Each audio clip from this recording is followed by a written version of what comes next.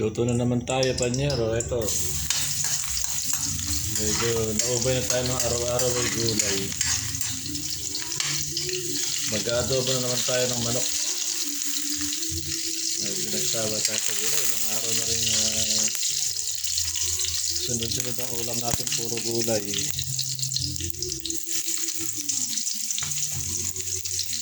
Kaya nakabili kami ng pakpak ng manok.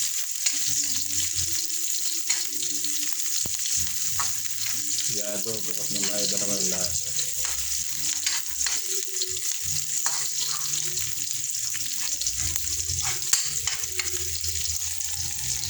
Ito, panyero. 1 kilong pakpak ng manok na meron siyang laman, no?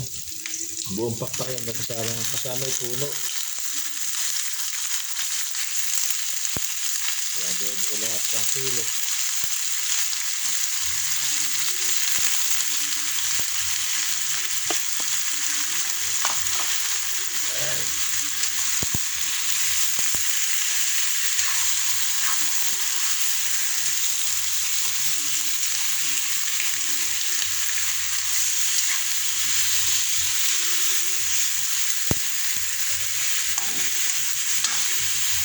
Laki, oh. Opya. Ngayon nalagyan ng laurel. Tapos paminta. Opya. Ito ng paminta.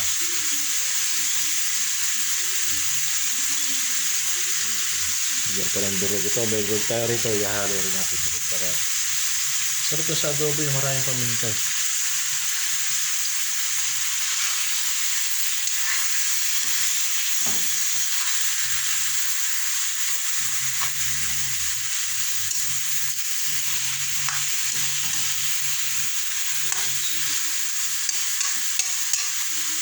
Sangkutsahin ko muna yung panyero bago ko lagyan ng toyo.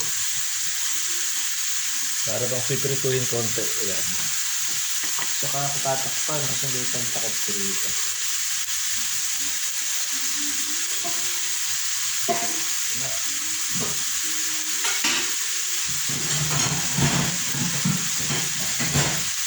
Ito, nakita ko na ang pantakot. Ayan, tatakpan natin.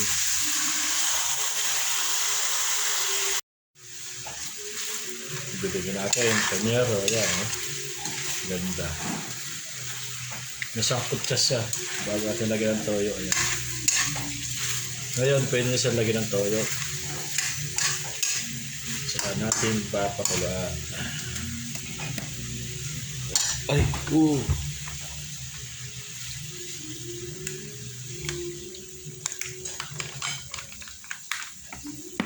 kulang yan, pero meron pa tayong isa.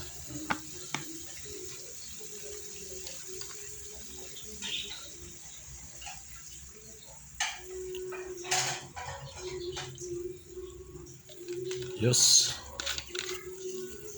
Tapos lagyan na natin ng suka. Dahil lasang kutsa na sa kanina, so pwede na sukaan yan. Para lambutin natin ngayon yan.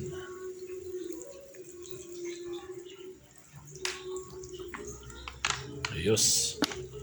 Bawal haluin yung panyero. Mamaya natin haluin yan. Pag nakakuluan, kasi mahihilaw yung suka niya. Kaya mga kuluan ng kuluan bago haluin. Ito, pwede na siyang haluin at naluto na rin yung suka. Tipak-tipak.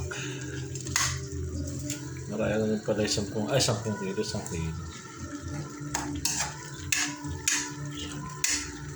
Saka natin na lagyan natin ng pampalasa.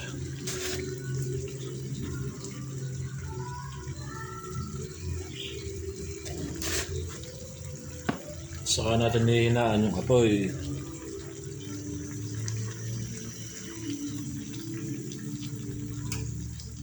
Yan.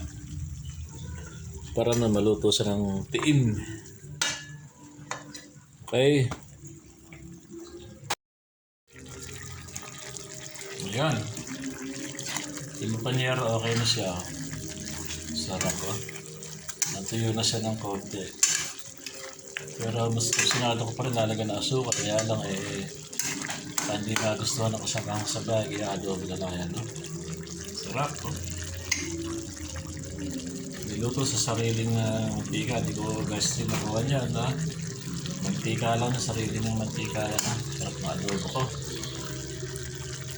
So, sino may gusto, Panyero? Subscribe naman kayo sa aking YouTube channel Panyero ko, Panyero Mix Vlog. Ayan, please subscribe my channel mga Panyero. Maraming thank you sa inyo lahat. Ayan, sarap naman.